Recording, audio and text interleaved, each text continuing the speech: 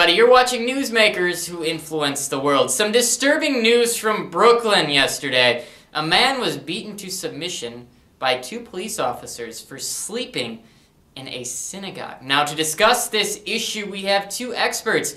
One on the human rights side, Shar Shahabi from Iran, and we have Paul de Bruin, who was the former police chief of Johannesburg during the apartheid.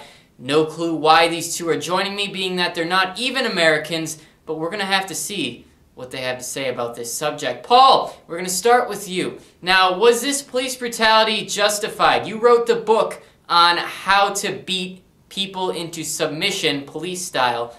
What do you think?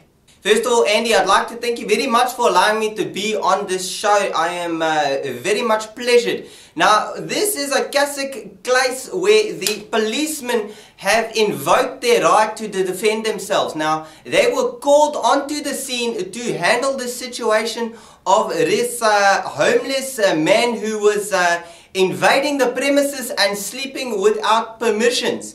Now, they used justifiable force to subdue the man and bring him under control. I don't know if you noticed, but he did initially resist arrest that the policemen were enforcing upon him. The policemen therefore took necessary steps to defend themselves because they were called in after all to arrest this man. In fact, I did notice that in the video, one of the policemen used some of my techniques that I implemented during the apartheid era to subdue and bring under control the rioters in South Africa.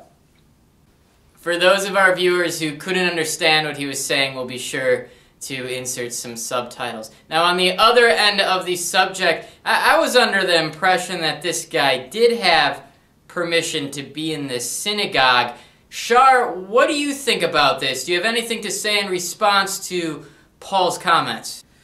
Andy June, the video that we just saw is very disturbing. It is a reminder of me when I was in Iran and the police, the Sepai and the Basijis would beat on people. This is just unacceptable that in the 21st century something like this would happen in the United States. We look up to America. We think America is the best country in the world, and this kind of thing really makes me very worried.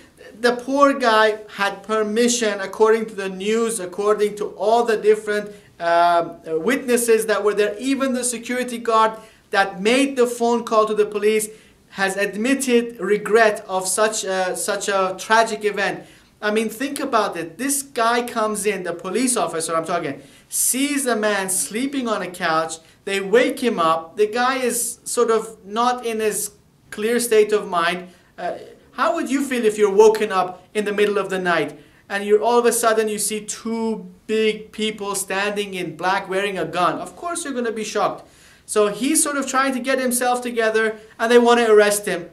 Without any information, without any prior warning, the guy goes into a Rocky Balboa stand and starts beating the shit out of this guy. This is unacceptable. They do this in countries that are backward. Baba, I'm having backlashes already of Iran.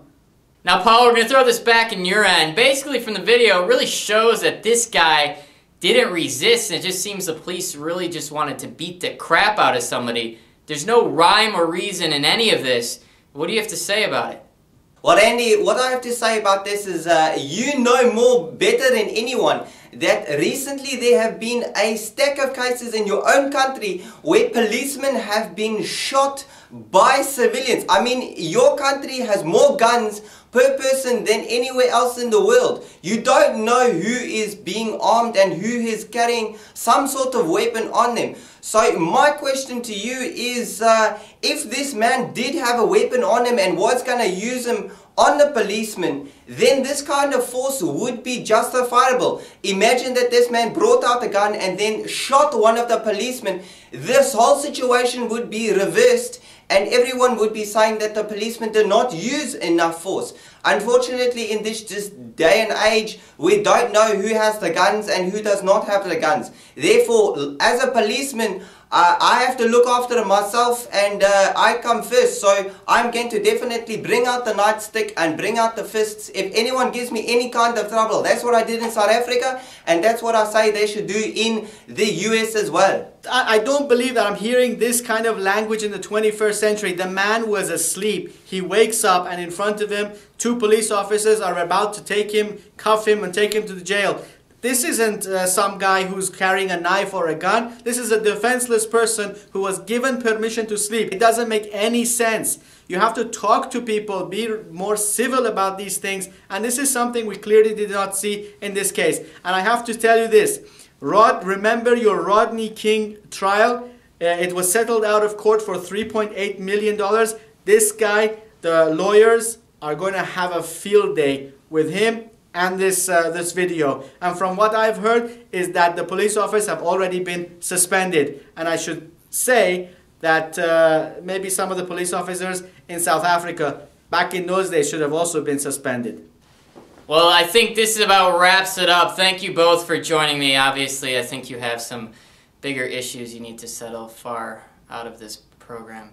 Anyways, moral of the story, we don't know yet. This will definitely be settled in court, and we will have to see what happens. You're watching NewzMakerz, who influence the world.